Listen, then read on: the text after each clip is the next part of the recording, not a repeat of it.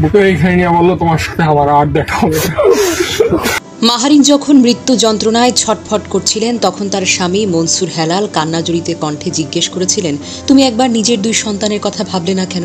তখন জীবনের শেষ প্রান্তে দাঁড়িয়ে মাহারিন বলেছিল, ওরাও তো আমার সন্তান, তাই না? ওদের একা রেখে আমি কি করে চলে আসি? একটা বাক্যই যেন একজন মায়ের ভালোবাসা, শিক্ষকতার দায়িত্ববোধ আর মানবতার চূড়ান্ত রূপকে প্রকাশ পেয়েছিল। সোমবার ঢাকার উত্তরা দিয়াবাড়িতে মাইলস্টোন স্কুল অ্যান্ড কলেজে যখন বাংলাদেশ বিমান বাহিনীর একটি প্রশিক্ষণ বিমান বিধ্বস্ত হয় তখন ভবনে আগুন ধরে যায়।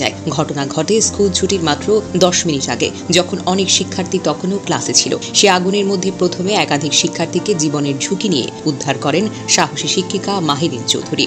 সবাই যখন দৌড়ে নিরাপদে চলে যাচ্ছিল তখন তিনি আবার ফিরে গিয়েছিলেন বাকি কিছু শিক্ষার্থীদের বাঁচাতে, আর তখনই তিনি আটকে পড়লেন আগুনের ভেতর। তীব্র দগ্ধ অবস্থায় হাসপাতালে নেওয়া হয় তাকে। সেই রাতেই আইসিইউতে চিকিৎসাধীন অবস্থায় মারা যান তিনি। শেষ রাতের সাক্ষাৎটা ছিল হৃদয় বিদারক। স্বামী মনসুর হেলাল বলেন, আইসিইউতে শুয়ে থাকা মাহারিন আমার হাত ধরে নিজের বুকের সঙ্গে চেপে ধরেছিল, বলেছিল আমার সঙ্গে আর দেখা হবে না। আমি ওর হাত ধরতে চেয়েছিলাম কিন্তু শরীরটা এতটাই পুড়ে গিয়েছে আমি ঠিকভাবে ধরতেও পারিনি। গভীর কষ্টে তিনি আরো বলেন, আমি আমার সবকিছু দিয়ে চেষ্টা করেছি ওকে বাঁচাতে কিন্তু পারিনি। আমার 2টা ছোট ছোট বাচ্চা এতিম হয়ে গেল।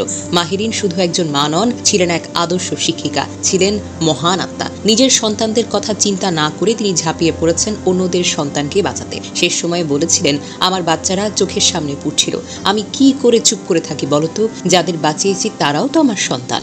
জানা যায় আগুনে লেলিহান শিখা দেখে বাকি সব শিক্ষক শিক্ষিকারা যখন জীবন নিয়ে সেখান থেকে দৌড়ে বের হয়ে যাচ্ছিল তখন মাহারিন একাই উদ্ধার করেন 20টা বাচ্চা ছেলে মেয়েকে। সবগুলো বাচ্চা এখন জীবিত, কিন্তু তীব্র আগুনের মধ্য দিয়ে এতগুলো বাচ্চাদের বাঁচাতে গিয়ে শরীরের প্রায় 100% পুড়ে গিয়েছিল শিক্ষিকা মাহারিনের। কিন্তু নিজের শরীরের দিকে খেয়াল না করে সময় কোথায় তার, বাচ্চাগুলো বাঁচাতে হবে যে। তারপর গুরুতর অবস্থা দেখে তাকে নিয়ে যাওয়া হয় বার্ন ইউনিটের আইসিইউতে। তখনও জ্ঞান ছিল তার স্বামী তার আইসিইউতে নেওয়ার আগে তার সঙ্গে দেখা করতে এসেছিল।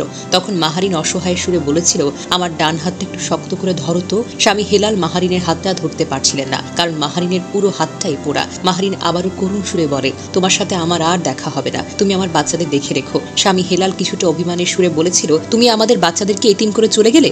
জবাবে মাহারিন বলেছিল, কি করব, ওরাও তো আমার বাচ্চা, সবাই পুড়ে মারা যাচ্ছে, আমি কিভাবে সহ্য করব? তার কিছু সময় পর আইসিইউতে মারা যায় মাহারিন।